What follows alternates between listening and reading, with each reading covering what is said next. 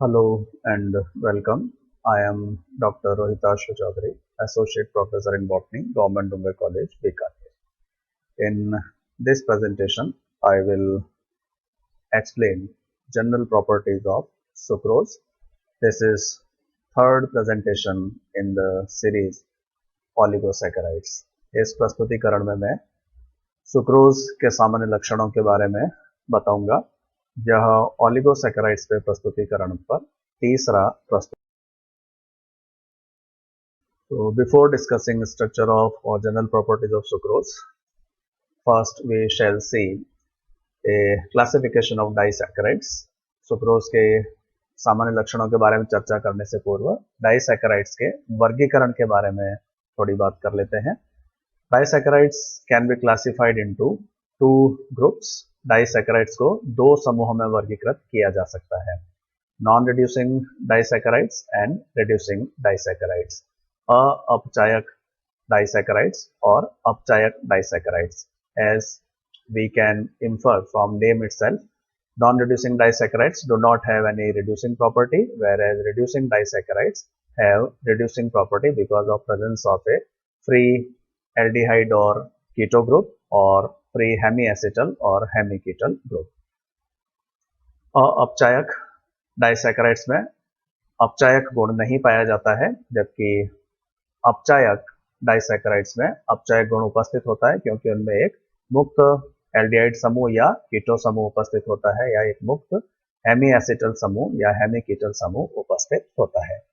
As we have discussed earlier, in non-reducing disaccharides, both anomeric carbons, that is carbon number 1 in aldoses and carbon number 2 in ketoses, are used in glycosidic bond formation, and as a result these disaccharides lose their reducing property. जैसा कि पूर्व में चर्चा कर चुके हैं, non reducing disaccharides में जो दोनों ही एनोमेरिक कार्बन होते हैं वह ग्लाइकोसाइडिक बंध के निर्माण में भाग ले लेते हैं, अर्थात जहां हेमीएसिटल कार्बन उपस्थित होता है और हेमीकीटल कार्बन उपस्थित होता है वह दोनों ग्लाइकोसाइडिक बंध के निर्माण में प्रयुक्त हो जाते हैं। इस कारण से इनमें कोई मुक्त एल्डिहाइड या हेमीएसिटल समूह या मुक्त कीटोन या हेमीकीटल समूह नहीं पाया जाता और इस कारण से इनमें अपचायक गुण भी अनुपस्थित होता है। इसके विपरीत रिड्यूसिंग डाइसैकेराइड्स में दोनों मोनोसैकेराइड में से एक मोनोसैकेराइड में फ्री एल्डिहाइड कीटो ग्रुप या फ्री हेमीएसिटल या हेमीकीटल ग्रुप उपस्थित होता है, इस कारण से इनमें रिड्यूसिंग प्रॉपर्टी भी उपस्थित होती है। So depending upon type of bond present in non-reducing disaccharide, these can be of two types, C1C1 glycosidic और C1C2 glycosidic। तो नॉन रिड्यूसिंग डाइसैकेराइड्स में किस प्रकार का ग्लाइकोसाइडिक बंध उपस्थित है उसके आधार पर यह दो प्रकार के हो सकते हैं।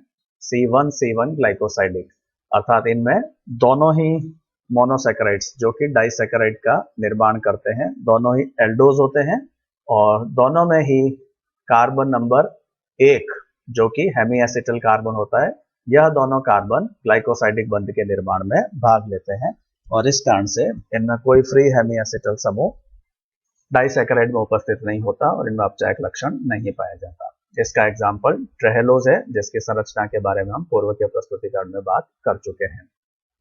Then second type of non reducing disaccharides are C1C2 अर्थात इनमें मोनोसैकेराइड्स का निर्माण करने वाले जो डाइसैकेराइड का निर्माण करने वाले जो दो मोनोसैकेराइड होते हैं उनमें से एक एल्डोज होता है और दूसरा कीटोज होता है या कीटो शुगर या कीटो मोनोसैकेराइड होता है और ग्लाइकोसाइडिक बंध का निर्माण एल्डोज मोनोसैकेराइड के कार्बन नंबर 1 और कीटो मोनोसैकेराइड के कार्बन नंबर 2 के बीच में होता है। एल्डोज में कार्बन नंबर 1 पर फ्री हेमीएसिटल ग्रुप पाया जाता है जबकि कीटोज में कार्बन नंबर 2 पर फ्री हेमीकीटल ग्रुप पाया जाता है और चूंकि यह दोनों ग्लाइकोसाइडिक बंध के निर्माण में प्रयुक्त हो जाते हैं अतः इसमें अब रिड्यूसिंग प्रॉपर्टी नहीं पाई जाती। तो इन C1C2 glycosidic non-reducing disaccharides, these are formed by one aldose monosaccharide and second keto monosaccharide.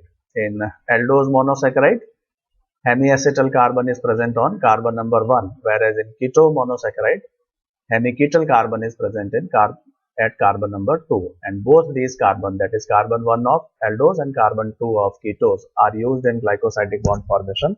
Therefore, the disaccharide does not have any free hemiacetal or hemiketal group, and hence it is non-reducing. Example is sucrose.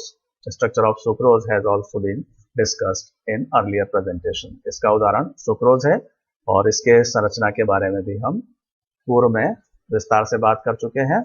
साथ ही इस प्रस्तुतिकरण में भी इसके सामान्य लक्षणों के बारे में मैं विस्तार से आगे बताऊंगा।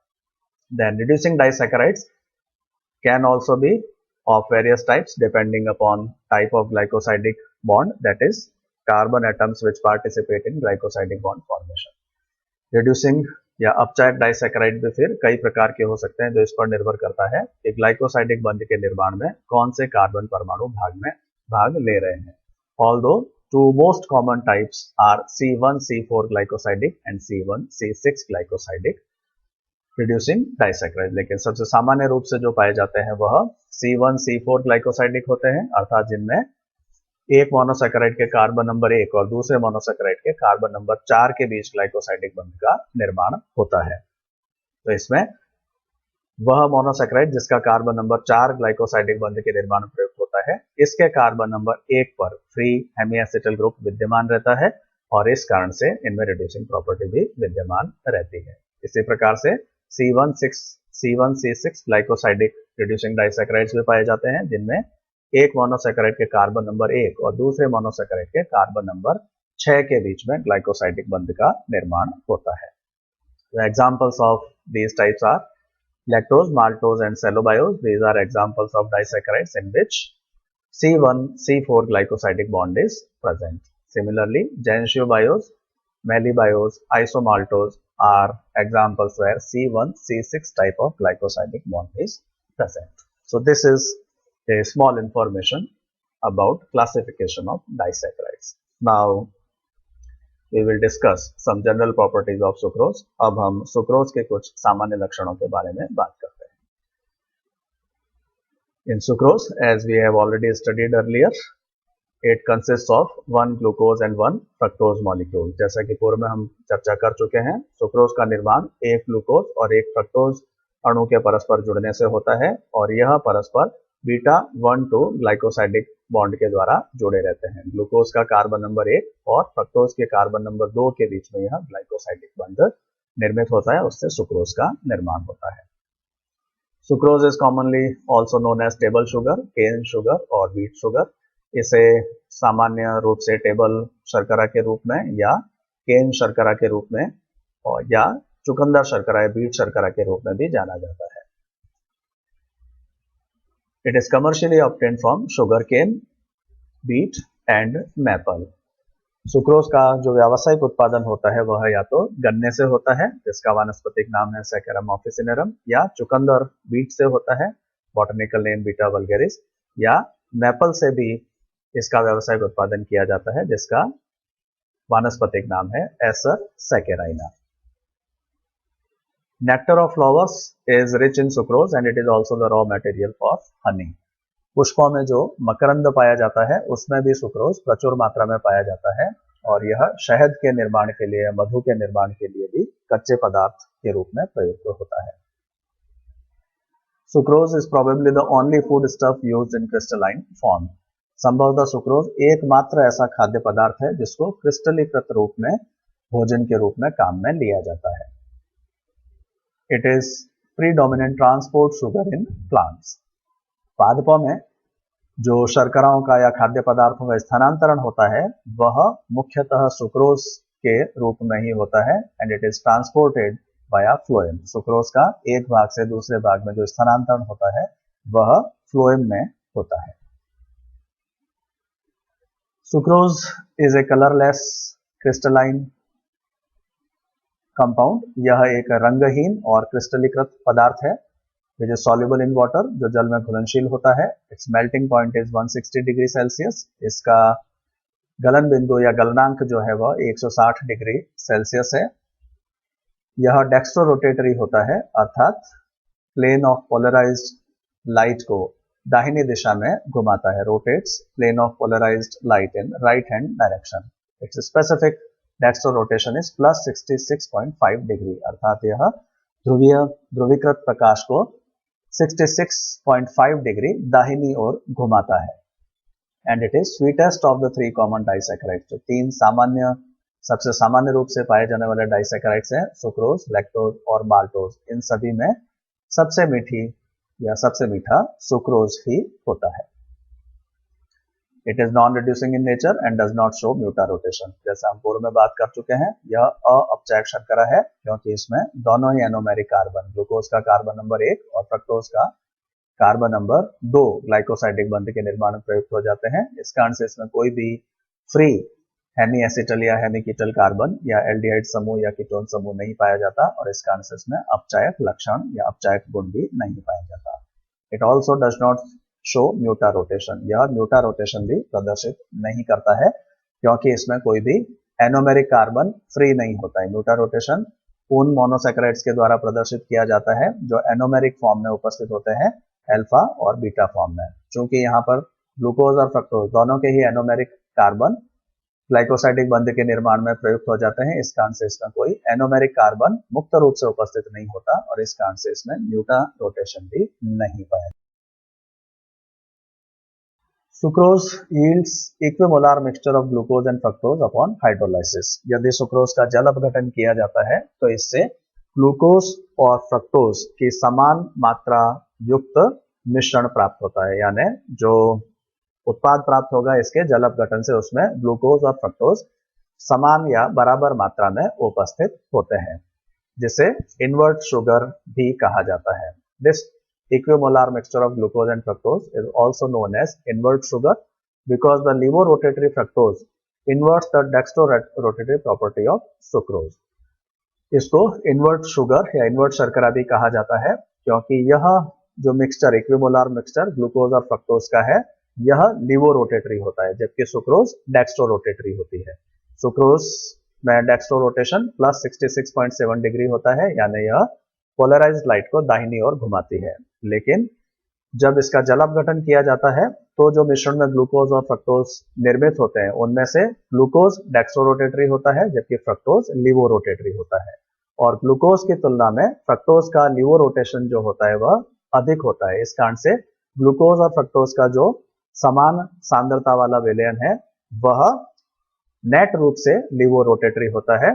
ग्लूकोज का है प्लस 52.7 डिग्री, यानी डेक्स्ट्रोरोटेशन दाहिनी तरफ घुमाएगा यह प्लेन ऑफ पोलराइज्ड लाइट को, जबकि फ्रक्टोज बाईं ओर घुमाती है माइनस 92 डिग्री से। और इस कारण से फ्रक्टोज का लिवोरोटेशन चूंकि अधिक है तो नेट जो ग्लूकोज और फ्रक्टोज का इक्विमोलार मिक्सचर होगा उसका रोटेशन जो होगा वह माइनस 39.3 डिग्री होता है। तो सुक्रोज का होता है प्लस 66.7 जबकि इन्वर्ट शुगर का होता है माइनस 39.3 डिग्री सेल्सियस। तो चूंकि डेक्स्ट्रोरोटेटरी सुक्रोज जल अपघटन के बाद लिवोरोटेटरी ग्लूकोज और फ्रक्टोज के मिक्सचर में परिवर्तित हो जाता है, इस कारण से इस मिक्सचर को इन्वर्ट शुगर भी कहा जाता है। This inversion of sucrose is catalyzed by enzyme invertase, which is now also known as sucrase, and also by acids और हाइड्रोजन आयंस। सुक्रोज का जो इन्वर्जन है यानी उसका जो अपघटन है वह इन्वर्टेज या सुक्रेज एंजाइम के द्वारा किया जा सकता है। पहले इस एंजाइम को इन्वर्टेज कहा जाता था, अब इसको सुक्रेज नाम से जाना जाता है। साथ ही अम्ल के द्वारा या हाइड्रोजन आयन की उपस्थिति में भी सुक्रोज के अपघटन की यह क्रिया की जा सकती है और इन्वर्ट शुगर या ग्लूकोज और फ्रक्टोज का इक्विमोलार मिक्सचर प्राप्त किया जा सकता है। The enzyme sucrase is found in intestinal mucosal cells of animals. जंतुओं की आंत्रकी म्यूकोसल कोशिकाओं में सुक्रेज एंजाइम उपस्थित होता है and it is responsible for digestion of sucrose, और यही जंतुओं की आंत्र में सुक्रोज के पाचन के लिए आवश्यक होता है या उत्तरदायी होता है। Invert sugar is also sweater than sucrose because of presence of fructose. Invert sugar यानी ग्लूकोज और फ्रक्टोज का इक्विमोलार मिक्सचर यह सुक्रोज की तुलना में अधिक मीठा भी होता है because of presence of fructose, क्योंकि इसमें फ्रक्टोज उपस्थित होती है जो कि सबसे मीठी शर्करा है। It is the sweetest sugar. जितनी भी शर्कराएं ज्ञात हैं उन सभी में फ्रक्टोज सर्वाधिक मीठी होती है और इस कारण से इन्वर्ट शुगर भी सुक्रोज की तुलना में अधिक मीठा होता है।